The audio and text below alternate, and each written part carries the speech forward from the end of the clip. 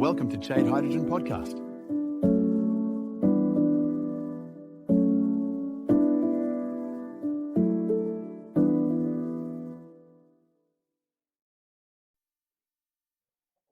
Hello, welcome to Chade Hydrogen podcast. I'm Daniel Chade. Today, I want to ask you a simple, slightly uncomfortable question. Where does hydrogen actually make business sense? And where it is just being marketed well? Because hydrogen gets advertised as the answer to almost everything: industry, mobility, power, buildings. You can see those four areas on the screen. But the honest answer is that the business case is real in some of them and weak in others. Over the next few minutes, we will walk through all of four and I will show you exactly where the line falls. Let me start with three numbers that frame the whole opportunity. The first, around 95% of the hydrogen we make today is still fossil fuel based, so almost all of it needs cleaning up. The second, over 200 billion euros of clean hydrogen investment will occur between now and 2030. The money is real. And the third, green hydrogen still costs 2 to 3 times more than the gray hydrogen it would replace. So the ambition is huge, but the economics aren't solved. Here is the point: hydrogen is being marketed as the answer to almost every decarbonization challenge, and it isn't. The economics are compelling in a few specific applications and weak, sometimes hopeless in others. So, the job for any leadership team is the same: back the use cases where hydrogen genuinely wins and avoid expensive bets where cheaper alternatives already exist. That's what the rest of the episode is about.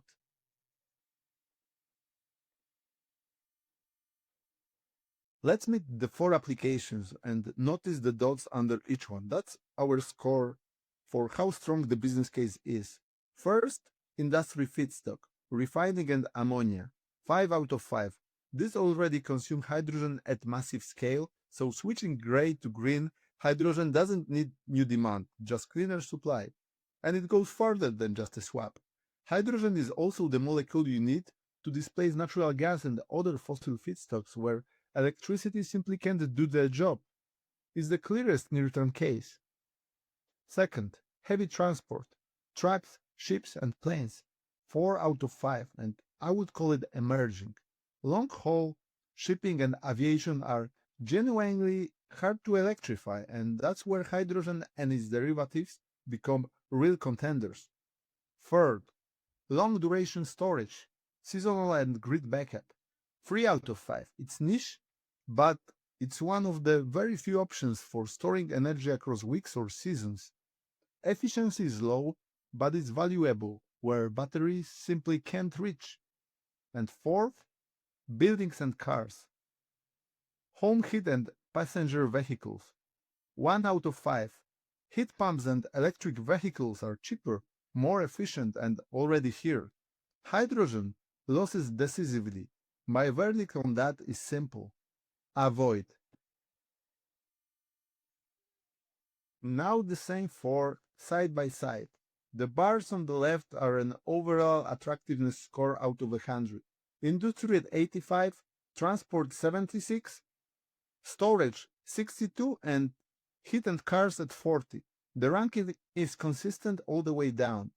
Let's take the table one metric at a time, not cell by cell. On cost versus the alternative, industry is at the parity soon. Transport carries a premium. Storage is high. Heat and cars very high. On whether a cheaper rival already exists, industry has none. Transport limited, but storage faces batteries and heating faces heat pumps and electric vehicles. Then the rest. Demand today runs from large in industry to shrinking in heat and cars. Maturity from proven to niche. Policy support from strong to fading. And that gives us plain verdict: industry, bake it; transport, build; storage, watch; heat and cars, avoid. This is the cost reality, and there is one important point to make up in front. Production cost is the same wherever hydrogen is made, about €6.5 a kilogram on EU average. But what each application actually pays is the delivered cost production plus compression, purification, storage, or transport that each use cases need. That's why the clean hydrogen bars differ. There are really three stories here. Where it competes, that's industry. It uses hydrogen on site, so almost no conditioning is needed. Delivered cost is about €6.80 per kilogram, barely above production. Against grey hydrogen at around €2 still. There is a gap, but carbon pricing and subsidies are closing it, closest to viable. Where is close? Heavy transport and seasonal storage. These carry the biggest conditioning penalty. Compression to 350 or 700 bar refueling station, storage and dispensing, or compression plus round-trip losses. That's roughly €2.5 on top, pushing delivered cost to about €9 a kilo. But the alternatives are pricier too. Diesel and gas at around €3.5 to €4 energy equivalent. So on the right routes and grids, it can work on total cost of ownership. And where it losses, home heating and passenger cars, even at the lower end, delivered around €8 a kilo before full distribution, it's far above gas, heat pumps, and electric vehicles at around €2.5 energy equivalent. Per useful unit of energy, hydrogen costs far more, and the gap is going to widen, not close. One honest comment here. Those are directional figures. They shift with geography, power prices, carbon subsidies, and with the conditioning route each project chooses. The assumptions and sources could be seen at the bottom of the slide. However, the overall shape is what matters here. Let's be even-handed. For each application, what works and what to keep an eye on. The green ticks are the case for. The red crosses are the watchouts. Industry works because it replaces existing gray hydrogen demand, and it also displaces fossil feedstock and natural gas where electricity can't. So it's not just a swap, it's new clean demand, all backed by policy and carbon pricing. What to watch? It's still 2 to 3 times gray on raw cost. It needs cheap, renewable power, and it leans on subsidy for now. Heavy transport works because batteries are too heavy for some jobs. Fleets value fast refueling, and shipping and aviation will always need fuels. Watch out battery trucks improving fast, a thin refueling network, and still high green fuel costs. Storage works because it stores energy across season with few credible alternatives, and it soaks up surplus renewables. Watch the low round trip efficiency, the competition from grids and batteries, and the revenue model that it's still unclear. And building and cars, here the crosses are on both sides. Heat pumps are 3 to 4 times more efficient. Electric vehicles are cheaper to run, and end-to-end energy losses are huge. Electrification is already winning with no cost path to compete. Avoid it at a core investment. Cost tells you where hydrogen could win. Policy tells you where it actually does. Right now, public transport is the deciding factor. So it's worth being clear about it, application by application. Industry has the strongest, most bankable support. The EU Hydrogen Bank pays a fixed value per kilogram that closes the green versus gray gap. CBAM, Carbon Border Adjustment Mechanism, and a rising carbon price keep making gray hydrogen more expensive. And in US, the 45V production credit, up to $3 a kilogram, pushes the economics. The open question now is demand side rules, not supply subsidy. Heavy transport is policy enabled rather than policy driven. Fuel EU maritime and refuel EU aviation mandate, hydrogen and e-fuel uptake in shipping and flight. AFIR, Alternative Fuels Infrastructure Regulation, funds the Fin refueling network, and track CO2 standards and grants help, but battery tracks share the same support. Storage support is real but partial. Capacity and flexibility market reforms are starting to value long duration storage, and IPCEI, important project of common European interest, grants cover pilots, but there is still no stable revenue mechanism. So it's project by project.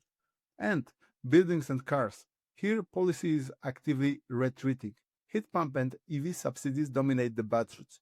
Hydrogen boiler and blending plants are being shelved in UK and EU, and the mandates are fading. Public money is steering towards cheaper electric route. The takeaway: the policy gradient runs in the same direction as the economics. Strongest where the business case is strongest, and fading where electrification already wins. So let's go to the sector scorecards. 6 criteria, scored 1 to 5 stars across all 4 applications. Let your eye run down the columns. Industry is the standout, near 5 stars on almost every line. Demand certainty, technology readiness, and policy support are all 5 stars, and it's the clear strategic priority.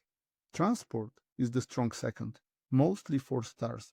Good demand and readiness, solid policy with cost competitiveness and near-term payback, the line's still catching up. Storage sits in the conditional band, almost 3s. It scores on policy and strategic optionality, but lags on demand certainty and payback. A real option is the right context. And heat and cars, 1s and 2s across almost all the board. The one bright spot is technology readiness because the tech exists. It just can't compete on costs. That's the weak case, plainly. So where does the actual demand land? This is the projected split of clean hydrogen demand by 2030, and it tells the same story as everything we've seen. Industry is roughly 60% of it, refining ammonia and methanol, switching gray to clean, plus new feedstock demand as hydrogen displaces natural gas where electricity can't. That one slice is the majority of the market. Transport is about a quarter. Trucks, buses, shipping, and aviation. The places batteries fall short. Storage is around 10%, seasonal and grid balancing use of surplus renewable power, and heat and cars about 5%, marginal niche, because electrification dominates buildings and passenger cars. The demand picture itself is telling you where to invest. These are indicative shares. They vary by source and region, but the hierarchy is robust. Industry leads, transport grows, and the rest stays small. Here is the same judgment but weighted, so you can see it isn't based on the gut feeling but on a clear metric. 6 criteria, each with a weight, and technology readiness, cost, and demand certainty carry the most. Industry tops out at 90 out of 100, high on readiness, demand, and policy, and only really marked down at raw cost. Transport comes it at 74, strong on readiness and demand, weaker on cost. Storage land at 58, decent on strategic value and policy, dragged down by cost and unproven demand. And heat and cars at 48, weak almost everywhere except technology readiness level, with cost versus the alternative the lowest score on the whole board. The weighting can move a few points either way, but it won't reorder them. Industry, then transport, then storage, then heat and carbs. Every method we use lands in the same order. So let's put it together into play guidance. 4 applications, 4 clear calls. Strong case, industry feedstock. Refining ammonia and methanol already use hydrogen at scale, so replacing gray with clean is the clearest near-term win. On top of cleaning up existing demand, hydrogen is the feedstock that displaces natural gas and other fossil inputs where electricity can't, backed by policy, carbon pricing, and demand that already exists. This is where to focus first. Emerging heavy transport, trucks, shipping, and aviation are hard to electrify, so hydrogen and e-fuels have a real role, but battery competition is tough. build capability selectively, and watch the economics closely. Conditional storage. Long duration and seasonal storage is one of the few jobs only hydrogen can do, but efficiency is low and the revenue models are unproven. A genuine option in the right grid context. Weak buildings and cars. Heat pumps and electric vehicles are cheaper, more efficient, and already winning. There is no credible cost path here. Avoid it as a core investment. And the big point underneath all of it, hydrogen is not a universal solution. The smartest organizations back it where it genuinely wins and let electrification do the rest. So, where is this heading? Let me be straight about where we actually are in the middle of 2026. The sector has just been through a reset. 2025 was brutal. Something like 50 projects cancelled publicly, and analysts now recognize that only 4% of all the capacity ever announced has actually reached construction phase. In fact, offtake and policy, not the technology, decide which projects survive. Through 2026 and into 2027, industry is the anchor. The EU Hydrogen Bank's third auction just backed 9 projects with over €1 billion, and it was 7 times oversubscribed. So there is real appetite where the economics are supported. The first ammonia cracker investment decisions are landing too. But here is the honest counterweight. The EU's flagship 42% industrial target for 2030 is being quietly dropped, with Germany and others stepping back. So, demand, not supply, is the real break. Out to 2029, heavy transport and long duration storage stay pilot stage, advancing only where a buyer is genuinely committed, while batteries keep expanding into the addressable market. And the realistic settling point is 2030 and beyond on 15 to 20-year path, not the rapid ramp people once assumed. Clean hydrogen concentrates in industry and a few hard-to-abate niches, while electrification owns heating and cars. Expect the 2030 targets themselves to be reset. Which brings me to 3 questions worth taking back to whoever sets your strategy. First, which hydrogen application does our strategy assume will be economic? And does the evidence actually support that? Second, are we investing in any application where electrification is already the cheaper, proven answer? And third, do we need an independent partner to challenge them?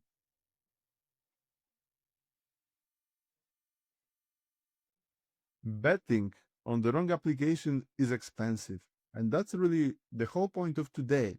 Hydrogen is really valuable in the right places, but the cost of the wrong choice, the wrong timing, or the wrong application is measured in millions of euros and in years of lost ground. That's what we do at Chade Hydrogen. We provide independent, technical, and strategic advice for exactly these kinds of decisions. No vendor relationships, no conflict of interest. So, if something today raised the question you would like to explore, or you're facing a decision that needs an outside perspective, visit chadehydrogen.com and let's navigate it together. Thank you for listening, and remember, the winner here isn't whoever bets biggest on hydrogen, it's whoever puts it where the business case is real. Until next time.